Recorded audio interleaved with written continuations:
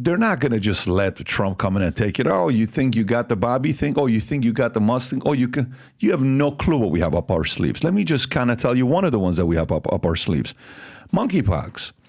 Thailand confirms clade 1b strain for the first time in Asia. BBC. This is yesterday, right, that we're talking about, 2 days ago.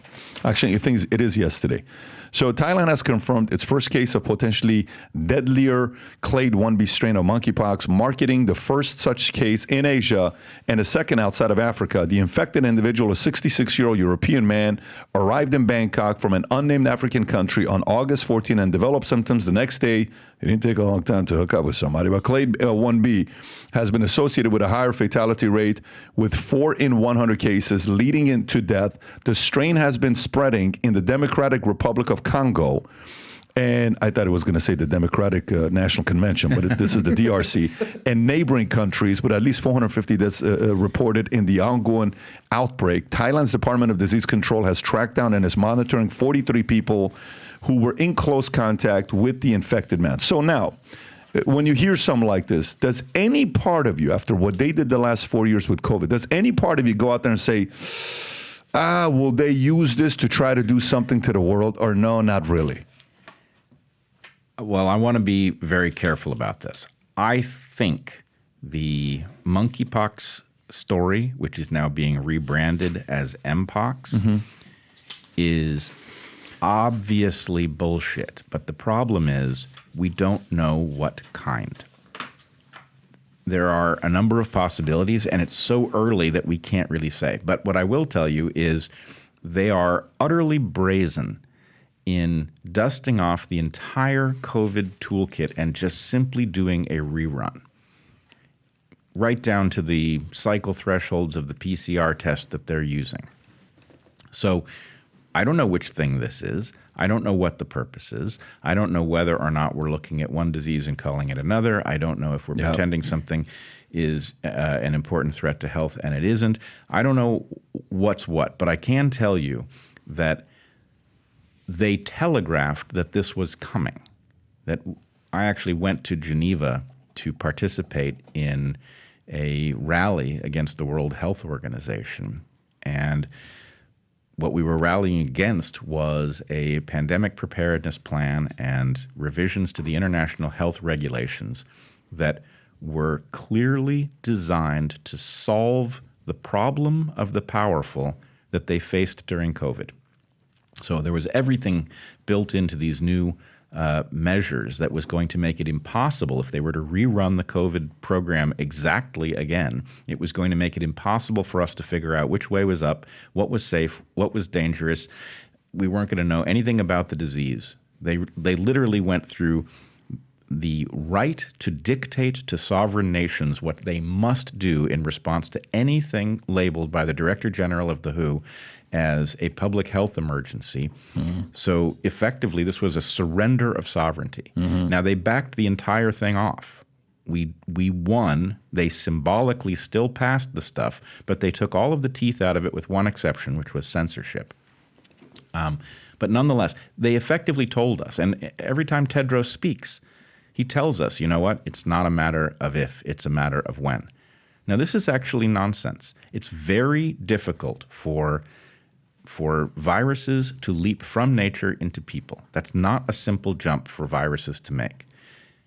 But yet, they've effectively discovered that because public health, in principle, explains reasons that you might have to mandate things on people, that it's a convenient excuse for their tyrannical desires, the reason for which is obvious. So I think the fact that Mpox is happening on the heels of COVID is just that they need a new storyline, and they're using the same bag of tricks. Is this human to human, or is it an STD? We don't know, because now they're pulling this nonsense about clade A and clade B. The fact is, it's not even 100% obvious. We are all in a position of inferring from the evidence that they tell us exists. But we now know that when we look deeply into the evidence that they presented on COVID, most of it wasn't what it pretended to be. So what is this? Is this is there really a clade A, clade B distinction? And is this more virulent clade now circulating and it's not a sexually transmitted disease? So we do have to worry about it in public because you could catch it even if you don't behave in ways that would convey the clade A version. I don't know. But the whole thing looks like a narrative setup for what I don't know. So I just pulled up, Rob, can you go on Google and type in is Mpox human to human or STD and look at the way they describe it. If you go there, Mpox is an infectious, is that the one that I'm looking at? Maybe I'm not looking at that one. To me, it says it is a viral infection which can spread between people right there, mainly through close contact and occasionally from the environment to people via things and surfaces that have been touched by a person with Mpox. So now they're saying it's not an STD. This is, because at first it was more, an STD is the way I remember it being sold. Now they're saying, no, you can get it if you touch somebody. Yeah, that's what they're telling you. Whether it's true or not, I don't know. But I will tell you this.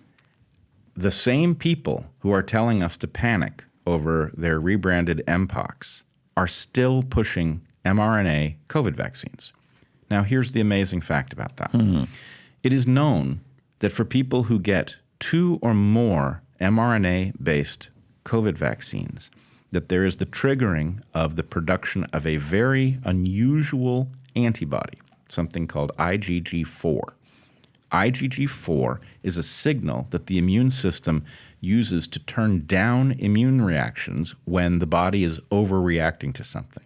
So what they've done is they've inoculated a huge fraction of the population with something that turns down immunity. Is that why we're seeing, even if Mpox is exactly what they're telling us it is, they're still pushing the vaccines that cause the immune system to turn itself down. Why on earth would they be doing that? Yeah. So what's your hunch? I mean, obviously you don't know, but what's your hunch that something like this, you said deep state, right? One is the people, you broke down what the deep state was, 2 different things. If there is a deep state that would not want a Trump to be president with a,